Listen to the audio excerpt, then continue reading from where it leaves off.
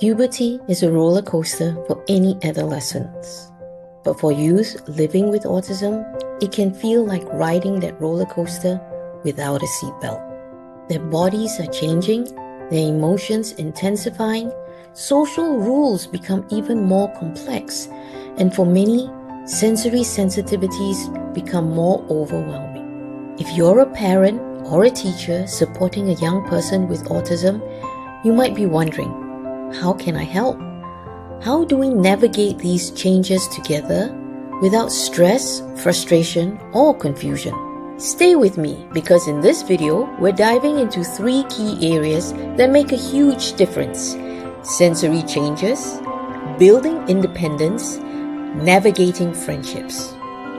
Let's break it down. Imagine waking up one day and suddenly your favorite t-shirt feels wrong. It's too tight, too itchy. Sounds seem louder than before. The smell of soap in the bathroom is too strong. For many youth with autism, sensory sensitivities change during puberty. What once felt okay may now feel unbearable. So what can we do? If they say something feels overwhelming, believe them. Soft fabrics, noise-cancelling headphones, dim lighting, small changes can make a big impact. Encourage them to express what they need. For example, I need a break from this noise. This fabric feels uncomfortable. Sensory kits with fidgets, calming scents, or weighted items can be a game changer. One of the biggest shifts in the teen years? The need for independence. But here's the tricky part. While youths living with autism want more independence, they might still need guidance on planning, problem solving, and adapting to change. So how can we support them? Break tasks into smaller steps.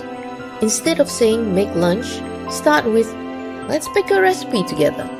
Checklists, timers, and visual schedules build confidence. Give them choices. Do you want to shower in the morning or evening?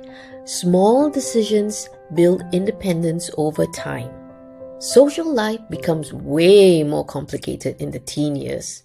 Friendships shift. Social expectations grow. And for many living with autism, this is where anxiety creeps in. If social rejection happens, focus on resilience over blame. Teach them not everyone will be your person. That's okay. Puberty and social changes are tough, but with the right support, youth with autism can thrive. Remember, sensory needs change, and that's okay. Independence takes time, step by step. Friendships evolve, but belonging is always possible. If this video was helpful, give it a thumbs up and share it with other parents and teachers who need this support. What has been your biggest challenge in supporting a young person with autism? Drop it in the comments. I'd love to hear from you.